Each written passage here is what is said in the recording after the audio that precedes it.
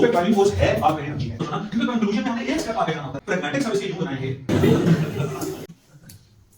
एक बंदे की पर्सनल ग्रोथ के लिए होप होना लाजमी है।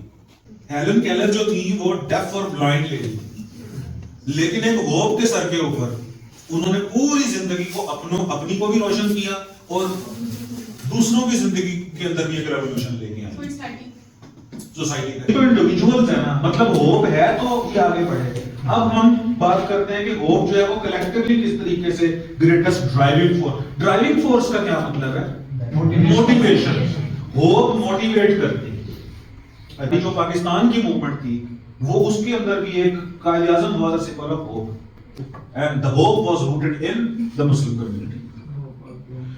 मार्टिन लूथर किंग जूनियर, ये सिविल राइट्स मूवमेंट जो थी ये इसको कलेक्टिवली आगे लेके गए। साइंटिफिक और टेक्नोलॉजिकल फील्ड्स के अंदर आप देखें कि होप ही तो ड्राइविंग फोर्स रही। आप कोरोना वायरस के अंदर where there was a dance of death everywhere, COVID-19. So that was a moment of despondency and despair, but there was only hope which motivated the scientists. तो अब hope को अगर greatest driving force आपने कहना है तो फिर आपको इसके आगे इंडिविजुअल लेवल पे, कलेक्टिव लेवल के ऊपर देखना पड़ेगा। हाँ जी, वो कैपिटल कॉमा स्मॉल कॉमा जो मैंने hope is the greatest driving force में आप कहें कि इसको ग्रेटेस्ट क्यों कह रहे हो आप? सिर्फ होप ही तो ड्राइविंग फोर्स नहीं है। A person is very hopeful to make his mark in the world, but if he has no opportunity, तो होप क्या करेगा? एनवायरनमेंट भी होती है। हाँ जी, एनवायरनमेंट जो होती है, सोसाइटी भी उसके अंदर इन्वॉल्व होती है। एवरी ऐसे इज अ डिबेट, एवरी ऐसे डिबेट। वो कहता है होप एक ड्राइविंग फोर्स है, आप कहें हाँ जी है। होप्स का बकायदा एक स्टिमुलाई रहे हैं तो तरक्की हुई है, आप ये बात करेंगे, लेकिन आप ऐसे यहाँ खत्म तो नहीं करेंगे ना। हाँ, अब देंगे काउंटर आर्गुमेंट, जैसे मैंने कहा कि होप के साथ अपॉर्चुनिटी भी चाहिए।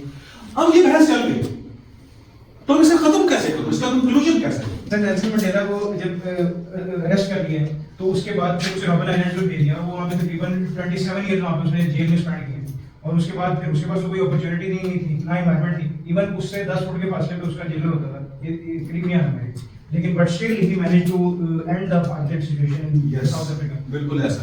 तो उस मौके ऊपर अब ये इन्होंने काउंटर आर्गुमेंट का रिबटल दिया और बहुत अच्छा रिबटल दिया, ठीक है, चले काउंटर आर्गुमेंट के बाद रिबटल भी दे दिया। अब मैंने कंक्लूजन करना है, मैं कंक्लूड कैसे करूं?